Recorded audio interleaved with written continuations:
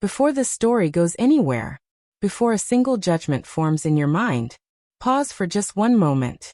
If you've ever sat in a room full of people and still felt invisible, if you've ever doubted your own thoughts because they scared you, if you believe that some stories aren't told to justify behavior, but to understand how people lose themselves, then subscribe to this channel.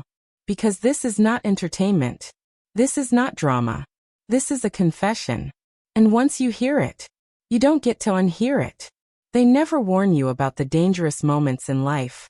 They don't arrive loudly. They don't knock. They don't announce themselves as mistakes. They come quietly, wrapped in routine, disguised as kindness, hidden inside moments that feel harmless. And by the time you realize something has shifted, you can't remember where the line was, only that you're standing on the wrong side of it. I never thought I would be telling a story like this. Not with this voice. Not with this weight sitting in my chest. Not with the kind of honesty that makes your hands feel cold even when you're alone. 2 years have passed since it began. And yet, somehow, I feel older than my own reflection. Like time didn't move forward, it folded inward. As if every day since then has been carrying the echo of something I never meant to hear. What's strange is how small it all started.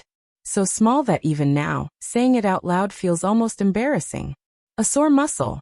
A casual request. A moment meant to help. That's how these stories always begin, isn't it?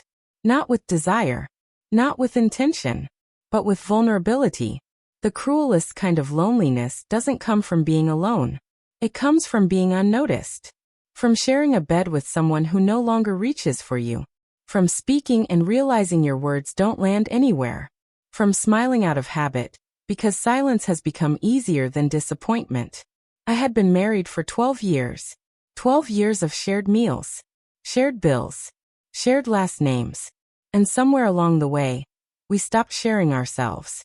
It didn't happen all at once. There was no argument that broke us. No betrayal that made headlines in our lives. It happened quietly. First, he stopped asking how my day was. Then he stopped listening when I answered anyway. Then, without ever saying it out loud, he stopped seeing me.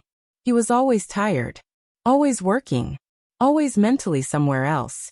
Focused on something that mattered more than whatever I was feeling. And I told myself that this was normal. That marriages settle. That passion fades. That wanting more was childish, unrealistic, selfish. So I adjusted. I became efficient. Predictable. Useful. I cooked without being asked. I cleaned without complaint. I kept the house running like a well-oiled machine. And inside that quiet efficiency, I slowly disappeared. Ethan had been part of my life since he was 11. My husband's son from his first marriage. Back then, he was all sharp elbows and hesitation. A quiet child who observed more than he spoke. The kind of kid who learned early how to stay out of the way. I made a point to be present for him. Not out of obligation, but because I remembered what it felt like to be overlooked. Years passed. He grew taller. Stronger. More sure of himself. But what surprised me wasn't how much he changed physically. It was how much he noticed.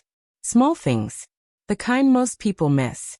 The pause before I answered certain questions. The way I retied my hair when I was anxious.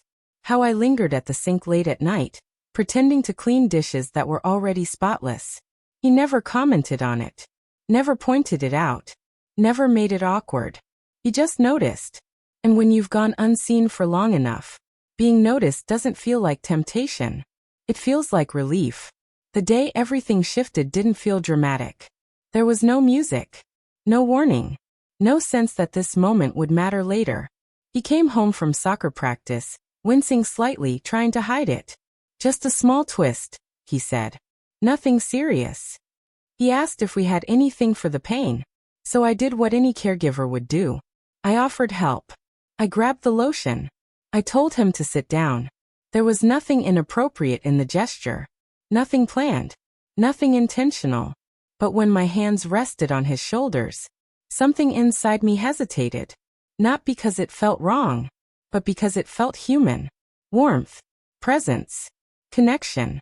Things I hadn't felt in years. And that terrified me. He turned his head slightly. Not fully. Just enough to glance back.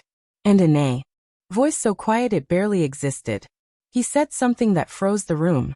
I wish you were mine. Time didn't slow down. It stopped. Every rational thought scattered. Every rule I had lived by suddenly felt fragile. I didn't respond. I couldn't.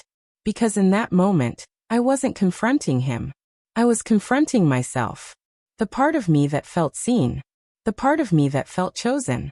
The part of me that realized just how starved I had been. And the scariest truth of all? It wasn't how wrong the moment felt. It was how natural the feeling arrived. That night didn't end with a decision. It ended with silence. But silence, once broken, never returns the same. Because from that moment on, everything carried weight. Every look. Every pause. Every shared space. And the line I thought I understood so well had already begun to blur.